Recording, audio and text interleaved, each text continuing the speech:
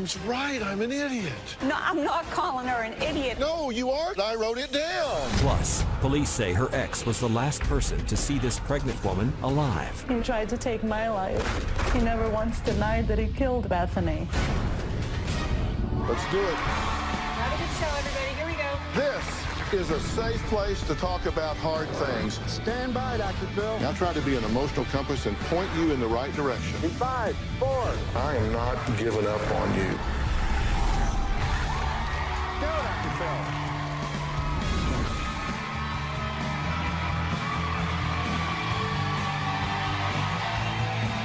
How you doing? All right, hey guys. Growing up, most girls dream of one day falling in love and meeting their Prince Charming, just like a fairy tale.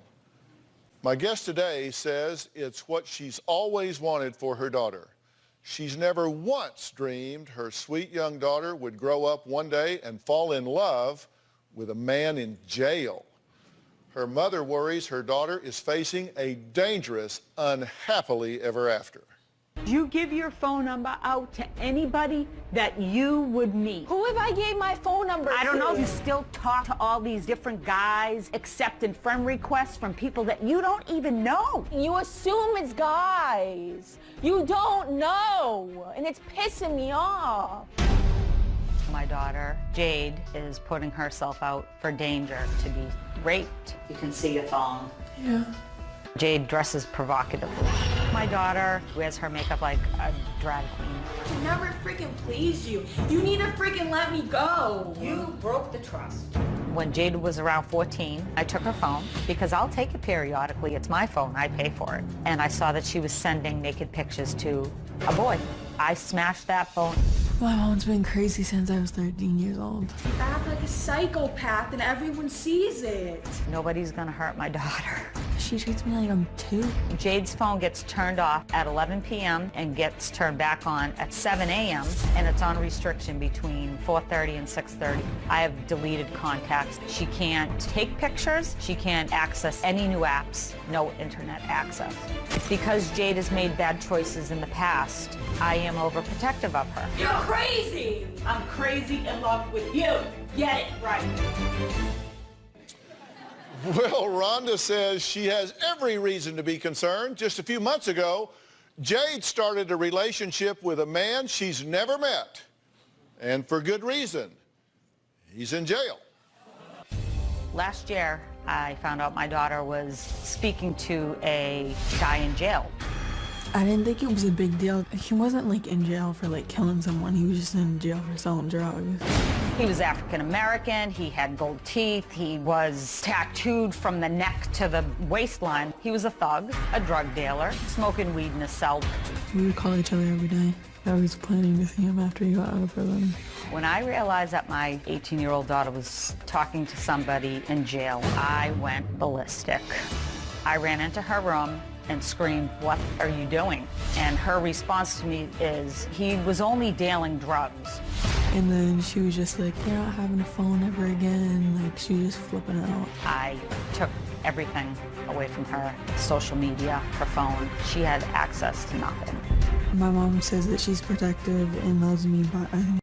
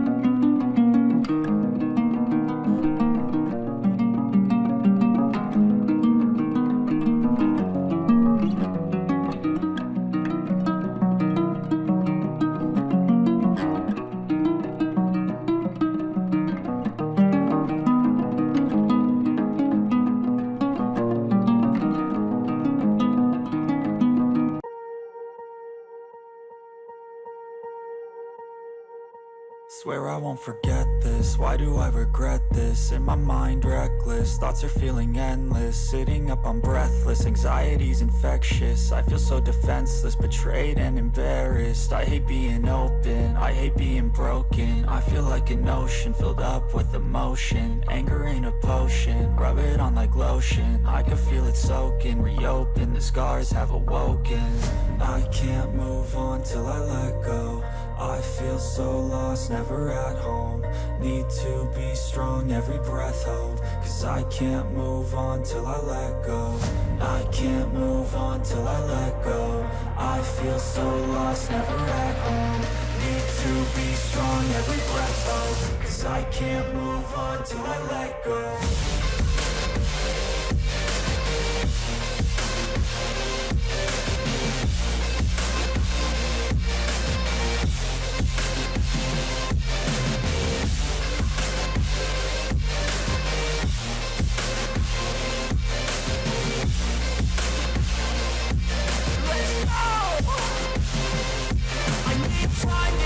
The pain makes it real, I don't wanna feel, I just wanna kill the bad thoughts and steal a good thought and feel. I'm just lost to feel, I'm just lost to feel. I need time to heal, I can't steer the wheel, cause this drive me kills, and it gives me chills. A nice road it feels, I slip off the peel and crash all the steel. Will I ever heal? I can't move on till I let go. I feel so lost, never at home. Need to be strong, every breath hold. Cause I can't move on till I let go. I can't move on till I let go. I feel so lost, never at home. Need to be strong, every breath hold. Cause I can't move on till I let go.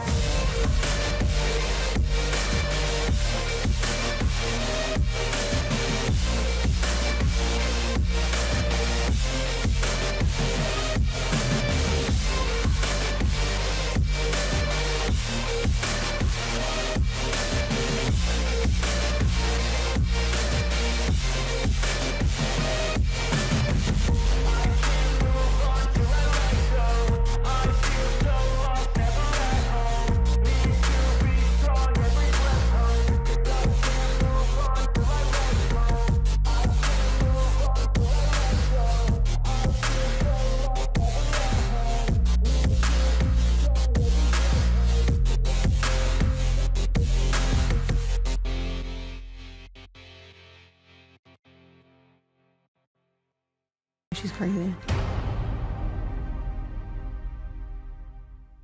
Okay, what's your biggest fear here? What's going to happen? She's going to be taken, raped, solicited for prostitution, Right. or killed All right, and your strategy is?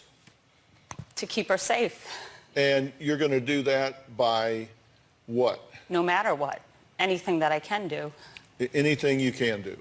Okay, Yes. and do you think you do dangerous things? Not necessarily, no. Not necessarily. Okay, she says, you think she dresses like a drag queen, you say? Her makeup, sometimes, yes. Her makeup. Did you do your own makeup today? Yes. How do you think she looks today? She looks pretty. I would put on something over the top if I Yeah. had a choice. Yeah. Yeah. And you're how old? 18. That's a bit of a problem, isn't it? Yes, I understand that, but I feel that she puts herself in danger all the time. So, as a mom, I have to protect her. You're just going to raise more hell than she does rebellion. So it's hellion versus rebellion, and this is just going to go until you win, is your theory. That's the way it's been going, but I don't want it to continue to go like this. I want to... Well, but maybe it's okay. How's it working for you? It's not.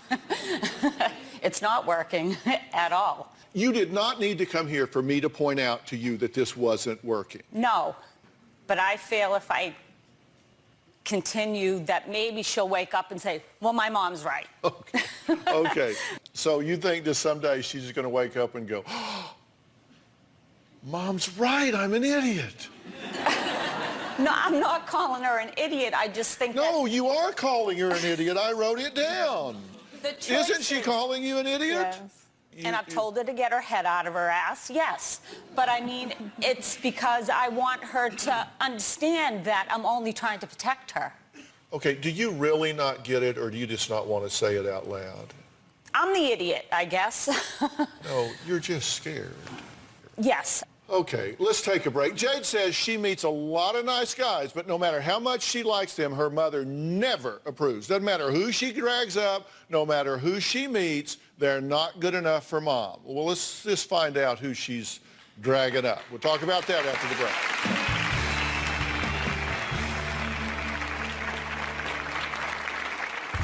Jada texted, I need to tell you something before I come home. She said, I have a hickey. So you think it's right to hang out with him the first time out of school and have a hickey? Do you think it's appropriate? He would apologize to you. I don't want an apology. I don't have a problem with my daughter being with a black man. I have a problem with the thug guys that she likes. Just because I like to watch BET and stuff, she came out slamming doors like so loud. She's like, oh, you watching a show? Love and hip hop, gangster girls, this and that. All the crap that she watches, she just tries to act like them. I don't like it. I lock the TV, and you have to put a coat on to watch those channels. Sometimes my mom can be really racist. Okay, you say she's a psycho. Yes. Are you giving her reason to be what you call psycho? I think I have, but I don't think she comes about it the right way. Like, I think she can... Well, let's forget about the way she does it. What are the bad choices you're making? If you're just being completely objective. Talking to someone in jail.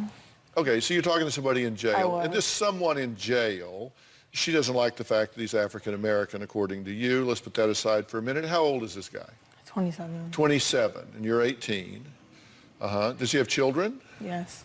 How many? 3. 3. He has 3 children. What's he doing in jail? You said he didn't kill anybody, so that's good. He was in jail for selling drugs. He's a dealer. Yes. He's a 27-year-old drug dealer with 3 children, and he's in jail. How long is he in jail for? Last time I talked to him, he said he only had 6 months left. So he only has 6 months left. So he's been in there a while. But he hasn't killed anybody. No. So he's like a nice drug dealer. He just got in jail because, why? He told me he sold to the wrong person and they told the cops. So he's not a very good drug dealer. No. He's a nice drug dealer, but he's not a very good drug dealer. So he doesn't say, by the way, are you a cop? No. Right? You're talking to him on the phone? Through cell phone, yes. He has a cell phone in jail. Yes. Which is an infraction of its own, correct? Because you're not supposed to have a cell phone in jail. Yes. Have you sent him pictures? Yes. Have you sent him provocative pictures?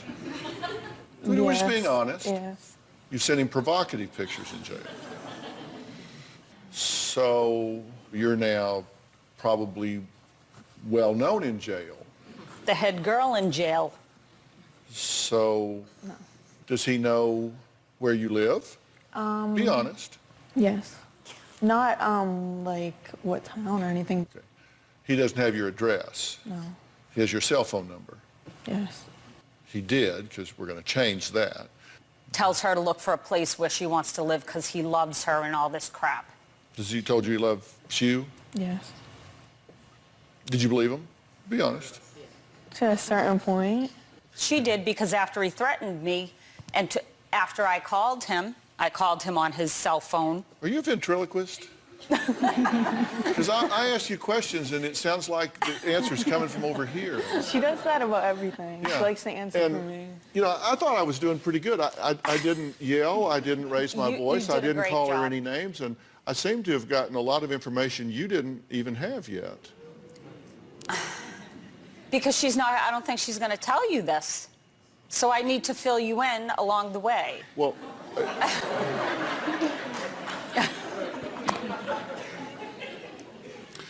more of the Rhonda Show right after the break. Jade says if things don't get better, she's moving out. Is that a good idea? I'm going to tell them both what I think when we come back.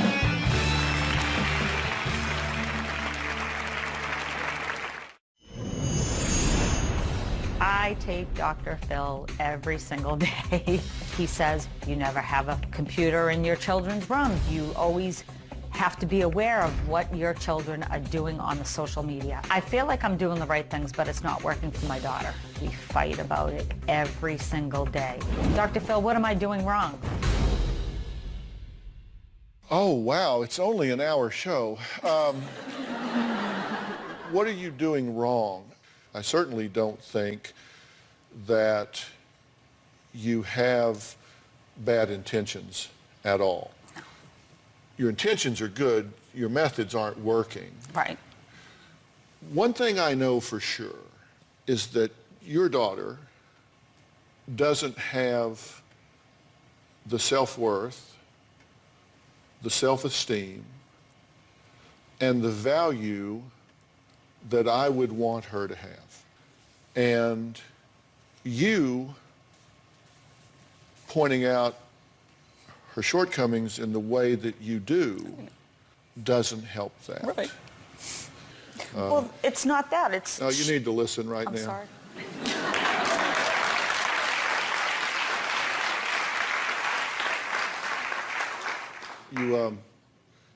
You're blocking TV channels like BET. You're not blocking porn, you're blocking BET.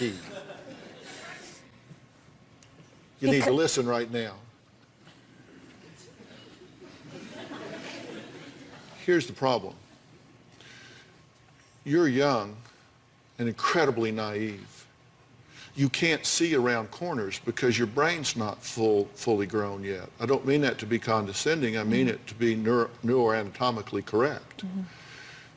The last part of the brain that grows is the neocortex, which is where you get foresight, the ability to predict the consequences of your actions.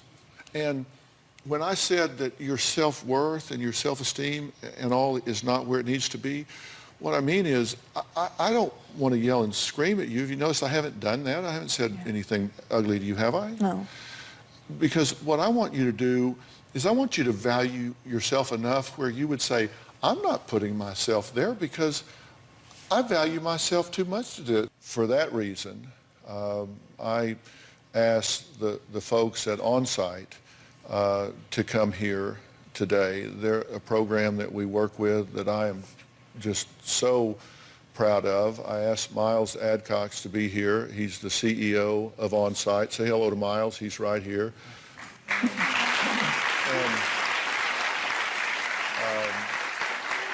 he just does such a terrific job, and I think does a really great job, particularly with young folks at the OnSite retreat. And I asked him to be here because I wanted him to meet with you and talk with you, because I think a really concentrated program with you would be something that you would just flourish under. You know, Miles, she's got such great potential. And so I would like for you, Miles, to sit down backstage and talk with these folks about that, because I think this would just be such a great fit. Can you do that with them backstage? 100%. Next, she says she was forced to shoot her boyfriend 2 times in self-defense because she says she was terrified he would kill her. But she did not escape unharmed. It's a night she says changed her life forever.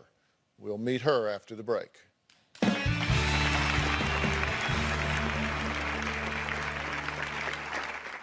I started to feel like there was a side of Ronald that I had never seen. He would get loud and controlling. And he said, if I really wanted to, I could shoot you, shoot the dogs, and then shoot myself. We'd all be dead.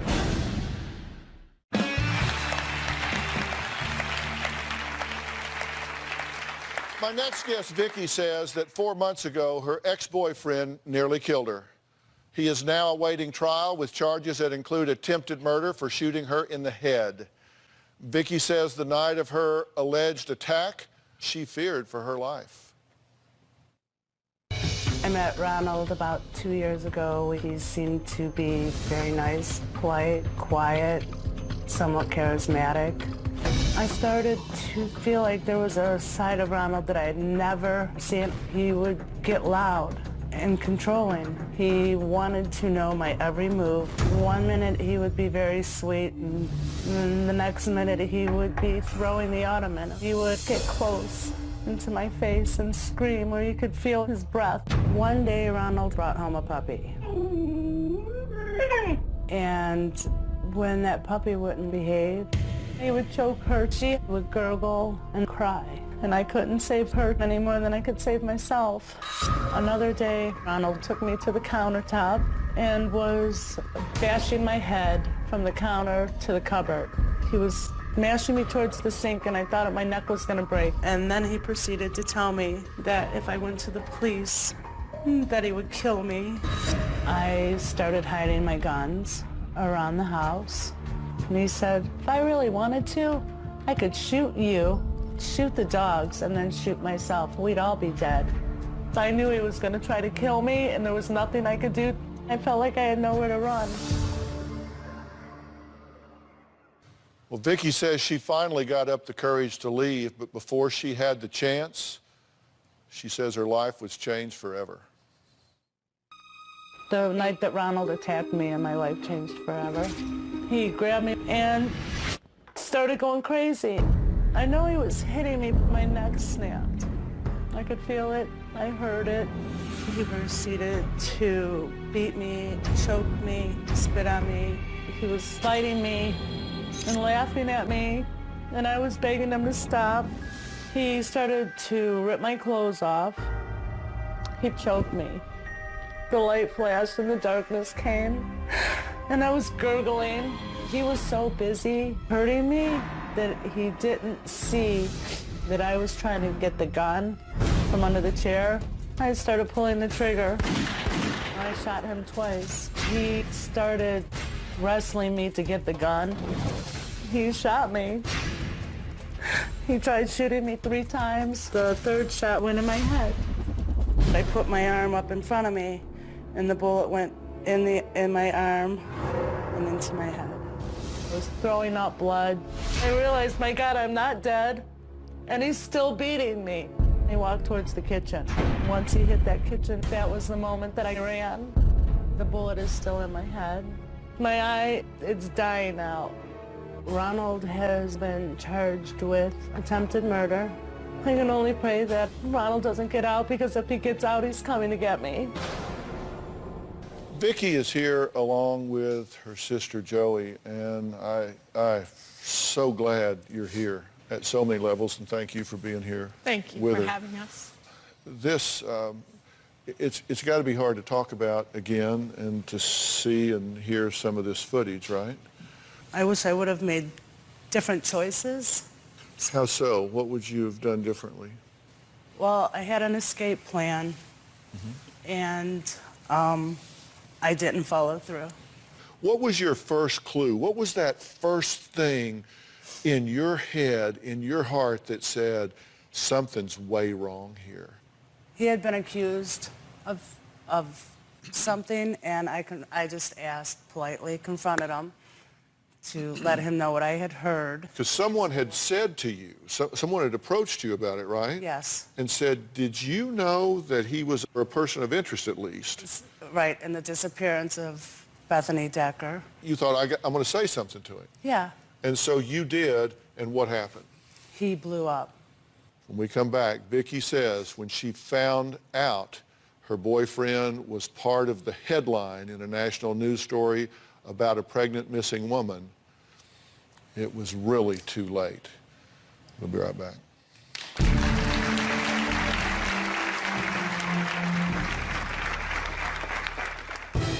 Where is Bethany Decker? Army wife, 5 months pregnant with a second child, vanishes. Ronald was the boyfriend last seen with Bethany Decker. Why did the boyfriend move out immediately when she goes missing? This is about possible murder.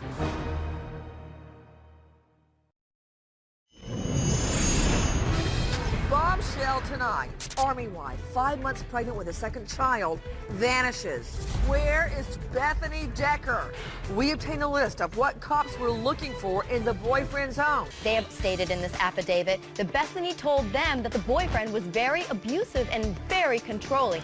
Ronald was the boyfriend last seen with Bethany Decker. The story was intriguing. You have a missing woman who is 5 months pregnant, vanished in thin air. The twist that we found out was that she wasn't living with her husband. She was living in an apartment, and she had a boyfriend.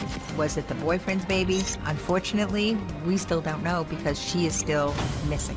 Why did the boyfriend move out immediately when she goes missing? This is about possible murder. After Ronald had moved in, he would randomly bring up Bethany and brag about how the courts couldn't get him, how stupid the police are, that he could trick them. And Ronald just told me how he could make people disappear. He never once denied that he killed Bethany. He tried to take my life. I'm 100% sure that Ronald is very much part of Bethany's disappearance. Well, I need to say Vicky's ex-boyfriend has not been convicted of anything that Vicky claims he has done and has never been charged with anything when it comes to the disappearance of Bethany Decker. We reached out to his attorney for a statement but did not receive a response. When he brought up Bethany a couple of times, what was his demeanor when he was talking about it? As though he was big and tough and bad and could beat the system. You were convinced 100% Yes. that you were living with the man that was involved here. Yes. And I could not get out. Yeah. You had code words, right? I worked with her on a code plan because he was looking at text messages and everything. So I said, we're going to start to talk in code. When you text me these words, I have a job interview. That meant she was leaving. And so that if he saw that, he knew she needed a job. So it wouldn't be suspicious. We had an non-disclosed location that we were sending her to. And I got that text one day. And I text back, let me know if you get the job, meaning I knew it would take her a couple days to travel there. And when she arrived there, she would let me know she got that job by text. We had also set up that once she left, she would throw that phone out and we would pick up a burner phone so that she could continue her journey without being tracked by him because they had a joint cell phone account and he was looking on it. Yeah. Well, it was very ingenious of you to work that out. And as you say, you changed the plan. I wasn't thinking straight. I understand. You know, my wife, Robin, has been at the forefront to stop domestic violence. And next, we're going to talk about an exciting project that she's been extremely busy with that's helping further that mission.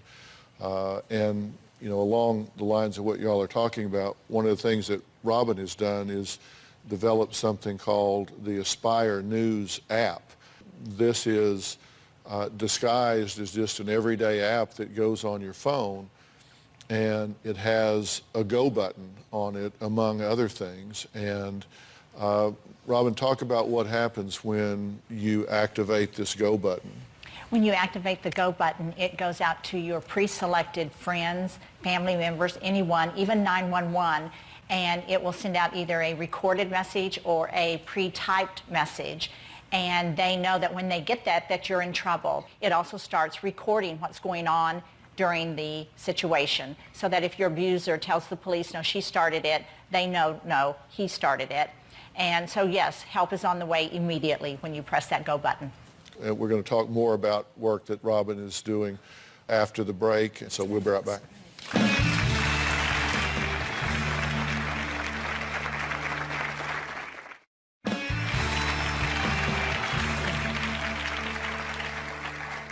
Last year, Robin and her foundation, When Georgia Smiled, hosted a groundbreaking domestic violence summit where leaders from the domestic violence community came together to speak about this often silent epidemic. One guest speaker who really resonated with Robin was Karen Earl, the CEO of the Genesee Center here in Los Angeles, which is a women's shelter that helps women and children transition from abusive situations to safe ones. Now, Karen shared with Robin how her center was, well, it was in much need of resources, and Robin didn't hesitate to visit her to see how she could help. It's so wonderful to see you again. Oh, I would love for you to tell me more about the Genesee Center. Well, Genesee is a safe place for women and children. This is where they come when they're escaping domestic violence. Well, the number one message from When Georgia Smiled, when women and children are trying to leave an abusive situation, is safety first. Let's take a little tour and look at what we're going to change. I see these lights hanging like this. That looks very dangerous. And that's all the light you have out here. So we don't have lights in the backyard. Yeah. So when the children come in from school and once it gets dark, they can't even use this area.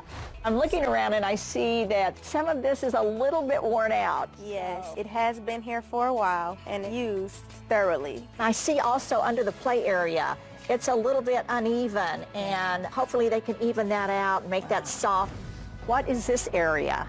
Well, it's designed for the women to have a place to come. They have meetings, discuss issues. They can enjoy the outside. Oh, I think we could use some new furniture. What do you ladies think? Yeah. If you consider so many families, everybody is using it over and over, yes, it would be a nice change to have something new. It's going to be just a beautiful redo with the safety of the children in mind.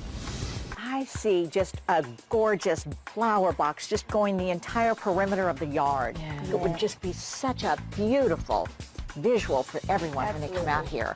Hopefully we can also bring in new toys for the children. Now, one more thing. I would love to know what's going on with this garage behind us. And we'd love to tell you. All right, let's look at that. It's a two-person job. It gets tricky here. So you just have to hold it, and I'm going to lift it. Okay, I'm pushing the button. Oh. And you have to help.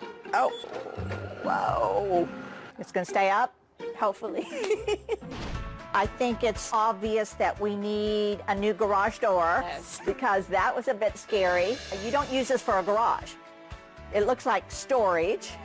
While you have it very organized and clean, you need more storage on the walls.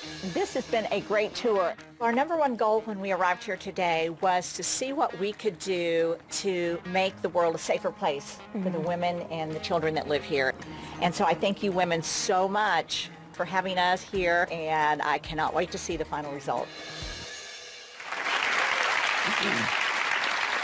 The women and children who come to this shelter to feel safe and comfortable while they take the first steps to beginning their new lives.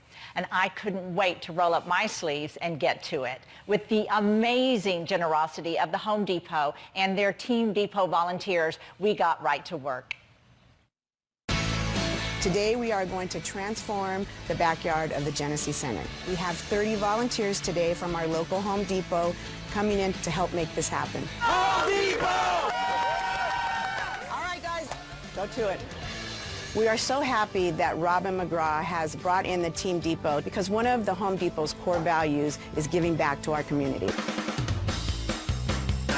This backyard really needs a renovation. We're taking out the old jungle gym. We're putting down new artificial turf. The next step is to get the swing set installed. Let's smooth it all out so they can play. We're going to be putting in some flower beds and even a vegetable garden. I was really hoping that I could donate a tree that would bloom, and this one's a lemon tree. As it grows and it has the fruit on it that they think of us at the Dr. Phil Show and When Georgia Smiled. The garage door is very old and it is definitely not very safe. We're going to be installing a brand new garage door with a brand new remote control. Right now the garage is in complete disarray. Today we'll be transforming the inside of the garage to make it easier for them to access the things that they need for the house. The facility is in desperate need for storage space, so we have a 16 by 4 foot storage shed coming in. We have a new gazebo going up. We have a new table, new chairs. We have a beautiful fountain that will be back here. We're going to be replacing the security lights because they are not functioning right now. Just put them down here like this. I love how many lights we've put in here. It's going to be so safe for all of the children. We have brand new toys coming in, hula hoops, tricycles. Oh, they're bubbles. Look at the bubble sticks. All right, so we're just going to spread it around. When we are done, this place is going to look amazing. I want to start by telling all of you a huge, from my heart, thank you.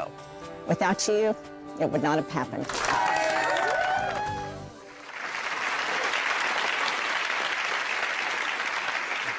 Let's see if I can get Home Depot to come over and get you to rake around our house over there. You guys seem to get her to do a lot of stuff over there. Now, do you really want to go there? No. Are you going to show us the final results? Yes. Are you ready to see it? Because it is gorgeous. So take a look. I know you're excited because I can feel you both shaking. On the count of 3, you're going to open your eyes and get the best surprise you've ever had in your entire life. 1, 2, 3. Oh my God. Oh, you're crying. Oh, don't cry. Tears of joy, I know. What do you think? Can you believe it? Oh my goodness. Beautiful. Look at the swing set. Bless your heart. It's wonderful. What do you think? It's overwhelming, isn't it? Yes. So beautiful. Try out that swing. Woo! Yeah. Thank you to Swing Set Solutions. They donated this beautiful swing set to the children here, and I am loving it. They planted these beautiful flowers. Yeah. It's beauty, beauty, beauty. Yes, yes. And it's functional. Yes. The lights. Look how wonderful. Oh my God, we I have didn't all the notice lights. It's going to be so safe for them. And look at all of these beautiful toys. Mattel donated. They have seen firsthand what play can do for a child's mental and physical capabilities. And look at this beautiful living area. I love the colors. Fountain is so peaceful, isn't it? I'm grateful and thinking about how this is going to impact the children and the families. It will let them know how special they are. Oh, that's so true. Remember that rickety old nasty garage door that took 2 of us to open? Watch this. Notice you don't hear it because it's so nice and quiet. Oh my God. This space. I can't believe it. Look at all the bins. It's all organized, cleaned up. This is just a gift from Home Depot. Happy children, thriving, peace, hope. Inspired. Inspired. Wow. Thank you, Robin. You are so precious. Don't thank us. We thank you for allowing us to be a part of this.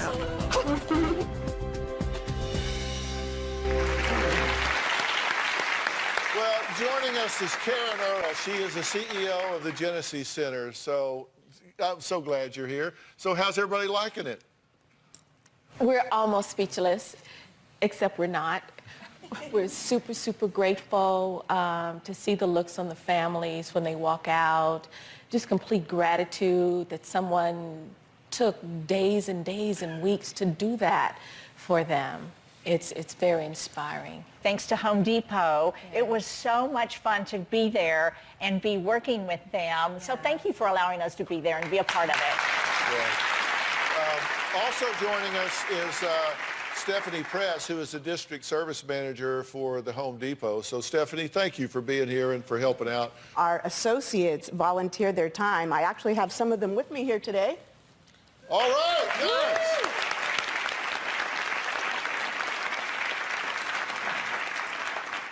It's something that we take very near and dear to our hearts. It's very important for the associates to feel like they are participating in their communities where they work. But also know that a huge passion of y'all's is working with veterans as well and giving back to the veterans. So I love that y'all do that as well. Yes, Dr. Phil. Actually, 35,000 of our associates are actually veterans. Yeah. Wow. I love that. That's just great. And you guys have impacted more than 15,000 veteran homes as well as doing the stuff with the domestic violence shelter. So that's a lot of good work that y'all are doing. So thank you, Dr. Phil. Next, I have a little surprise for Robin. Find out what it is after the break.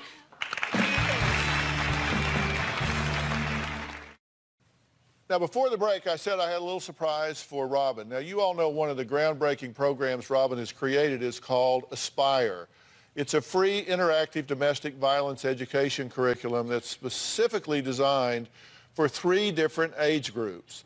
Joining us now are Debbie and Daniel, who are teachers at the Bayside Community Charter School, who have begun using Aspire in their school and have seen a great response among the students. Let me welcome all of them to the show, all right?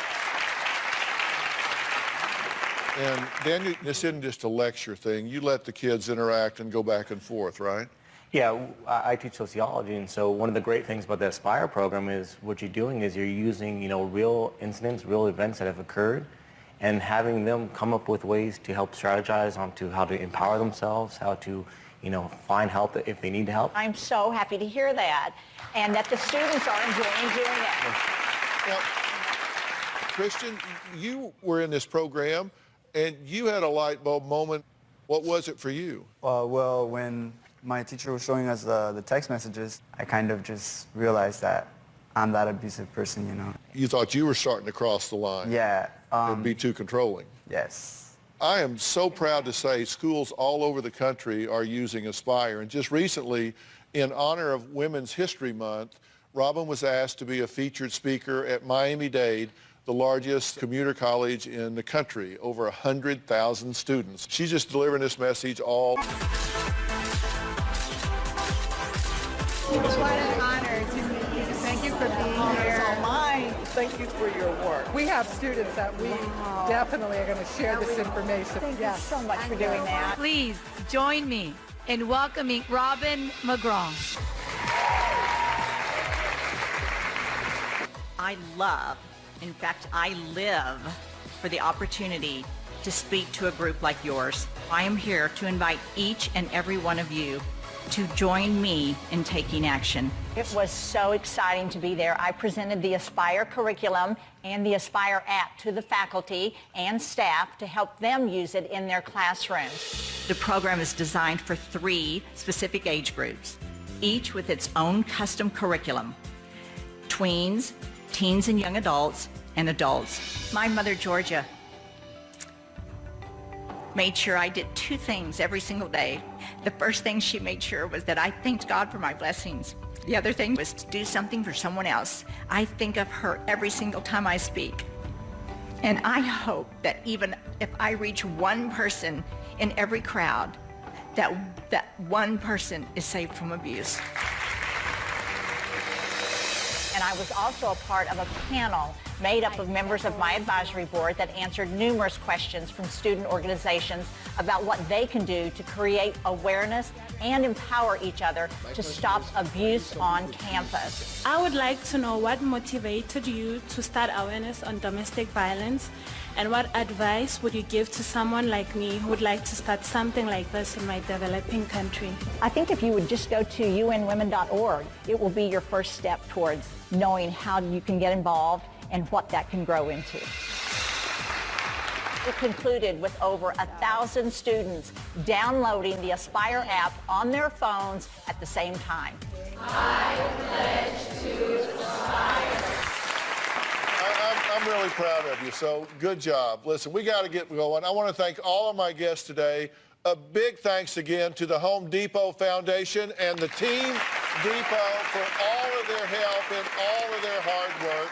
I'd also like to thank the Swing Set Solutions. They're a great company located right here in Southern California, and we're a big part of the Genesee Center project.